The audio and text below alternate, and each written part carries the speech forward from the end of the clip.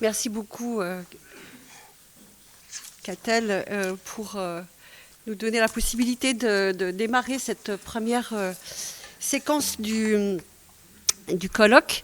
Alors, j'ai la tâche un peu particulière, qui est pour moi une première, d'introduire en quelque sorte la problématique. Et du coup, je vais travailler toute la journée aussi, puisque je dois faire la synthèse à la fin. Donc, et je ne doute pas que ce sera une journée extrêmement passionnante et intéressante pour l'ensemble des parties prenantes ici présentes. Alors, en guise d'introduction, en fait, il me semble que on peut poser le sujet comme dans l'IA, si on approche et on réfléchit à l'IA dans le champ du travail, ça nous amène forcément tout de suite à avoir une forme de perception d'une tension entre deux types d'approches possibles. La première, c'est l'IA, il y a une continuité avec les précédentes évolutions technologiques. Il y a eu avant le big data, il y a la robotique, il y a le calcul à haute fréquence, il y a l'IA. Ok, maintenant on est dans le contexte de l'IA. Et puis, il y a des spécificités, d'accord. Et donc là, je reprends aussi les éléments de langage qui, moi, m'avaient frappé lors de la présentation de l'avis du CESE qui a été adopté en janvier, qui mettait en évidence des raisons particulières de s'intéresser à l'IA, mettant en avant la vitesse de diffusion, le fait que ça concerne maintenant tous les métiers, voilà, on le sait, les métiers à tâches cognitives comme les métiers à tâches manuelles, que l'IA n'arrive pas forcément par choix, que souvent ça peut être aussi du shadow IA, comme on dit, voilà, les salariés, les usagers, les agents qui s'emparent de l'IA, et puis que c'est un outil qui évolue au cours du temps. Et ce qu'on entend aussi dans cette approche, que moi j'estime être une approche de continuité, on pourrait avoir tout à fait la même approche pour des autres approches et outils technologiques précédents, c'est que finalement on va apprendre, on va avoir une dimension, une approche progressive, on va comprendre, on va sortir de l'état de sidération dans lequel on est, puis petit à petit aussi maîtriser cet outil, parce qu'on a aussi des garde-fous. Alors on a la RAG pour ce qui est la génération augmentée de contenu, parce que comme ça j'entraîne mes données mon modèle sur mes données personnelles, donc je supprime certains risques de l'IA. Finalement, c'est pas si différent que Katia, que Dassault Systèmes avait développé. Et cette approche-là, qui est une approche d'ingénieur en quelque sorte aussi, qui consiste aussi à dire finalement, on va monter en compétence, on va maîtriser en quelque sorte l'objet, et puis finalement, ça n'est pas si différent que les vagues précédentes. Il y a une autre approche qui est celle de la rupture, qui consiste à dire et à se poser sur l'objet sociotechnique qu'est l'IA, et de se poser la question effectivement des questionnements inédits que ça peut entraîner, la dimension d'incertitude radicale, le fait que oui, il y a une forme peut-être de bifurcation qui se passe avec l'IA, de même que elle se passe aussi avec la bifurcation environnementale, et qu'il y a avec ce qui se passe sur l'IA, quand on se pose sur l'objet IA, quelque chose qui relève aussi d'un défi cognitif, qui amène aussi et doit amener en quelque sorte des acteurs à s'en emparer. Et moi, j'avais été frappée aussi par un numéro spécial de transfert qui avait été coordonné par un professeur qui s'appelle Meuret, avec aussi Christian Lévesque de l'université Laval, je crois, au Québec, qui avait justement parlé de cette transformation numérique et de l'IA aussi comme quelque chose qui relève d'une forme de défi cognitif qui doit amener les acteurs à réfléchir aussi autrement. Dit autrement, pour bifurquer, et ça vaut aussi pour la transition environnementale, il faut aussi bifurquer dans la méthode. Ça, c'est une approche qui est une forme, qui réellement relève d'une forme de tension. Alors, il me semble que justement ce colloque aujourd'hui, il va traiter de tous ces points de tension et apporter, j'en suis intimement convaincue, des lectures, si ce n'est des réponses, parce qu'il y a aussi, je pense aussi beaucoup de questionnements qui vont perdurer. Et donc, je dirais que pour résoudre ces tensions, il y a peut-être 3 points qui sont très présents dans le colloque, qui sont ce qui relève de la qualification de l'objet, qu'est-ce que c'est que l'IA, la qualification ou l'explicitation, le terme n'est pas neutre dans le cas de l'IA, de ses impacts, et puis les enjeux de régulation. La qualification de l'objet, c'est de se dire qu'est-ce que c'est que l'objet sociotechnique IA, et je renvoie ou à la définition qui a été adoptée par le règlement sur l'IA. Il suffit de la lire dans l'article 3 pour comprendre un peu certaines spécificités de l'IA. Quand on nous dit que ce sont des systèmes qui agissent de façon plus ou moins automatisée, avec un certain degré d'autonomie et qui interagissent avec leur environnement, on voit tout de suite de quoi il s'agit en termes d'impact et d'interaction entre l'homme et la machine dans la prise de décision, cette forme de délégation en quelque sorte à la machine d'une décision humaine. Il y a évidemment, d'emblée, on rentre dans la dimension organisationnelle. L'IA nous fait de toute manière rentrer dans la dimension organisationnelle.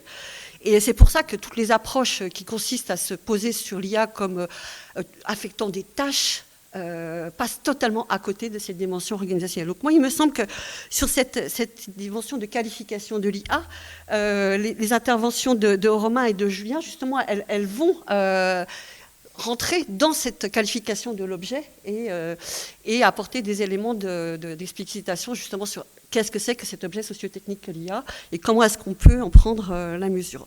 Il y a une autre dimension de l'objet IA en termes de qualification qui est extrêmement importante, hein, c'est celle de la dimension, enfin de l'incertitude de l'IA et en particulier du fait que oui, il y a une forme de hasard, de sérendipité comme on dit dans ce que peut produire l'IA qui est donc une forme de complexité dans les effets qu'elle peut avoir. Et puis, dernier point sur cette qualification de l'objet, il y a évidemment la question de la temporalité. Mais la temporalité, ce n'est pas du tout uniquement la question de la vitesse de diffusion de l'IA, c'est la temporalité du cycle d'un projet d'IA. C'est le fait que quand un système d'IA rentre dans l'entreprise ou l'administration, il n'est pas terminé, il continue à être entraîné, il peut produire des biais. Et cette question est évidemment la temporalité de l'action par rapport à la rapidité des évolutions. Aujourd'hui, on parle de l'IA agentique. Il y a 3 mois, on n'en parlait quasiment pas.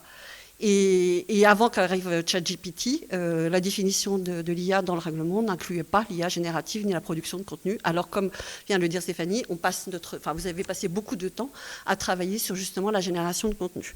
Donc, cette première partie, donc ce premier temps du colloque sur la définition des notions, il est essentiel. Il est essentiel parce qu'en fait, on ne peut prendre la mesure des effets de l'IA qu'en comprenant le concept de l'IA. Et ça veut dire que ça passe par forcément une phase d'acculturation de l'ensemble des acteurs parties prenantes à ces transformations-là. Et que c'est vrai que peut-être que tout à chacun, tous aussi acteurs qu'on soit dans nos entreprises, dans les administrations, dans les universités, tous à notre place, on a un besoin de passer par cette phase d'acculturation à ce que c'est que la spécificité de l'objet dont on parle. La deuxième qualification sur laquelle je vais aller et qui va occuper les 2 autres tables rondes, c'est celle de la qualification, l'explication des impacts de l'IA. Clairement, avec l'IA, il y a des spécificités en matière de pouvoir et de contrôle qu'on n'avait jamais vues. C'est-à-dire qu'il y a une littérature qui commence à être extrêmement riche et intéressante, qui vraiment permet de comprendre, mais il ne suffit pas d'avoir de la littérature, il suffit d'aller dans les entreprises pour en prendre la mesure. Avec l'IA, il y a une forme de management algorithmique qui, clairement, est inédite. Elle est immédiate, elle est interactive, elle est opaque. Et elle a des enjeux évidents et immédiats sur le travail et sur la façon dont finalement le contrôle s'exerce avec des risques majeurs en termes de surveillance et de discrimination qu'on commence à percevoir de plus en plus. Cette dimension de pouvoir et de contrôle, évidemment, elle s'étend aussi au pouvoir et contrôle économique de ceux qui produisent l'IA, des fournisseurs d'IA, mais cette dimension-là qui impact de travail dans sa dimension de contrôle, ça va être aussi l'objet de la table ronde de cet après-midi, donc sur le contrôle de l'activité du travailleur, et c'est essentiel. Évidemment, les enjeux sont majeurs en termes de travail et de santé au travail. Ça a été évoqué tout à l'heure sur les risques psychosociaux. Il y a aussi quelque chose qui est particulier dans la qualification des effets, c'est que l'IA, ça brouille les frontières. Ça brouille les frontières de l'entreprise, ça brouille les frontières de la création de valeur. Qui crée la valeur? L'usager, moi, le fournisseur, Qui récupère cette valeur-là? Et donc, dans les métiers de la création, c'est une question qu'on se pose de manière évidente, mais c'est aussi une question de partage et une question de dialogue et de partie prenante et de dialogue social. Et puis, dernier point sur la qualification des impacts, il y a quelque chose qui fondamentalement relève de l'ambiguïté et de l'incertitude sur les effets de l'IA. Et ça nous amène à comprendre, à prendre la mesure du fait qu'effectivement, quand l'IA rentre, on ne peut mesurer ses effets, rentre dans une entreprise, est introduite dans une entreprise ou à une administration, on ne peut en mesurer les effets qu'à partir du moment où effectivement c'est en train de se déployer. Ne serait-ce que parce qu'effectivement, on n'est pas capable ex ante d'avoir une appréhension de ces impacts. Cette dimension d'incertitude, forcément, elle doit être prise en compte. Et ça m'amène au point qui est le dernier point, c'est qu'au-delà de la qualification de l'objet et des impacts, qui donc vont faire l'objet de la présente discussion sur les enjeux de définition, mais aussi les enjeux d'IA, de santé et les enjeux de contrôle, il y a forcément les enjeux de régulation. Et là le fait d'être capable de qualifier la spécificité de l'objet IA amène évidemment et nécessairement à la réflexion sur quelle est la régulation dont je vais avoir besoin. Il y a aussi une réponse qui est de dire finalement nous disposons d'un certain nombre de textes. Nous avons dans le contexte du travail le code du travail, nous avons aussi le RGPD, nous avons le règlement sur l'IA qui va entrer en vigueur. Finalement, nous avons la boîte juridique qui nous permet de traiter de l'objet IA dans le contexte du travail. Ça, c'est un enjeu de débat qui est essentiel et j'ai d'autant moins de scrupules à en parler que je ne suis pas juriste et que du coup, c'est beaucoup plus facile pour moi que d'avoir aussi travaillé sur des projets qui justement disent non, en fait, non, peut-être que la boîte dont on dispose en droit, elle ne suffit pas. Et c'est vrai qu'on commence maintenant à avoir une notion assez claire du fait que les textes, en particulier le règlement sur l'IA et le RGPD, ne sont pas adaptés et n'ont pas été conçus pour s'adapter au contexte du travail, et que tous les textes qui traitaient spécifiquement du travail l'ont été faits avant l'arrivée et le déploiement de l'IA. Et donc, du coup, ça amène forcément à la place du dialogue social dans la régulation, qui sera l'objet de la table ronde de cet après-midi, donc sur l'IA et les enjeux de transformation du travail. Donc, on voit qu'effectivement, avec ces colloques, on traite bien de toutes les dimensions. L'IA comme objet socio-technique, ses spécificités.